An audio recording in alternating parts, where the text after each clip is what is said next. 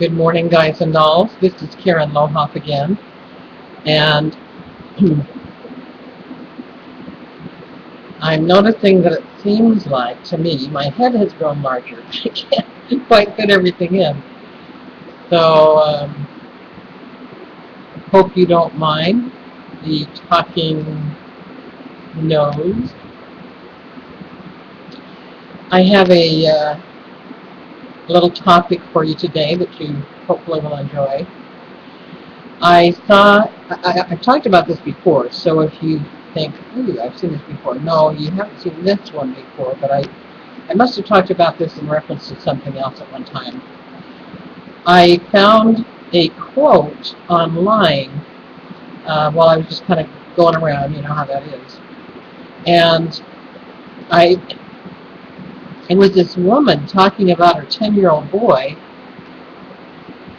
and equating him with the Sarcasm fairy.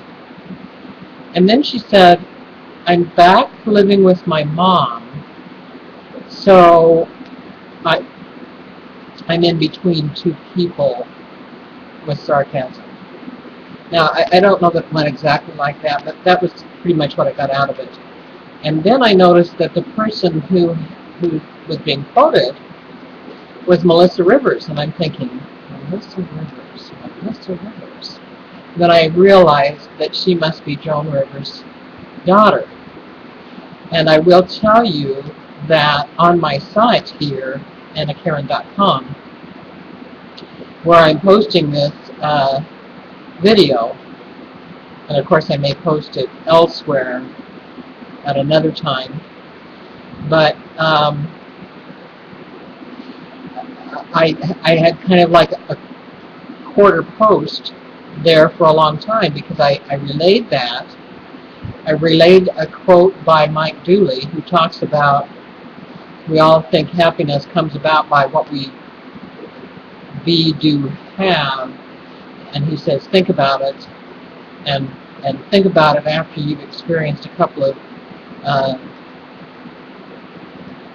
serious times. That's not the right adjective. Anyway, great times with happiness, and you will realize that idea is twisted around. But this morning, while I was reading my, this is actually in the part of the self-confidence formula from Napoleon Hill, I realized why I had that up there for so long, waiting for whatever else I wanted to put on it. And it's because in the self-confidence formula every day, I read this twice a day, I fully realize that no wealth or position can long endure unless built upon truth and justice. Therefore, I will engage in no transaction which does not benefit all whom it affects. I will succeed by attracting to myself the forces I wish to use and the cooperation of other people. I will induce others to serve me because of my willingness to serve others. I will eliminate hatred, envy, jealousy, selfishness, and cynicism.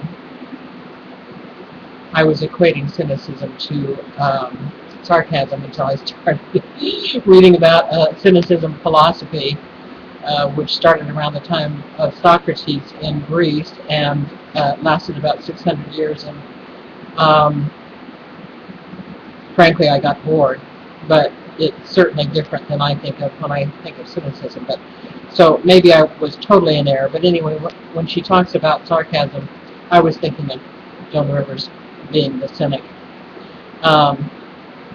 I'll start that sentence again.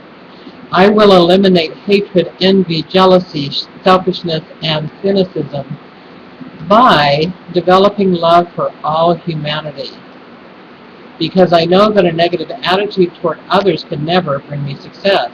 I will cause others to believe in me because I will believe in them and in myself. And, you know, the old saying is, I think, true, that when you're bothered or troubled by something in someone else, it's usually because it's in you, and that's where you should be bothered and in trouble with it. I kind of told my best friend over the phone one day about that quote and figuring out that it was Joan Rivers that this woman referred to, and she was saying, "Oh, I really like Joan Rivers, and I like, I like how she is." And we kind of giggled. I was going to say like schoolgirls, but would be that we could sound that young. But I have to admit that I definitely had times that I've kind of enjoyed being the cynic.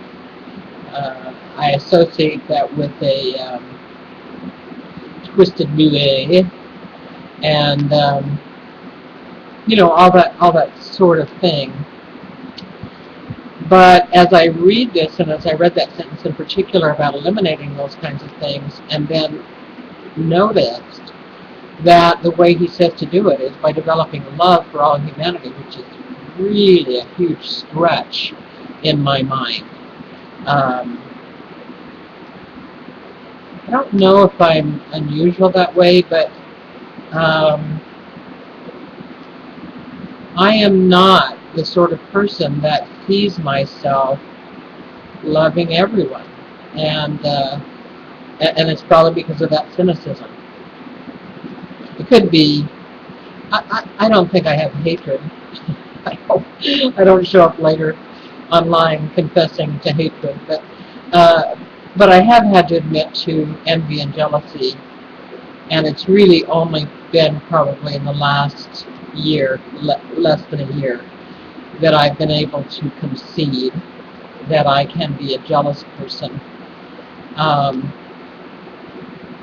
so anyway, I thought I would share that with you because I do think that this fifth paragraph of the self-confidence formula in Think and Grow Rich by Napoleon Hill is, you could spend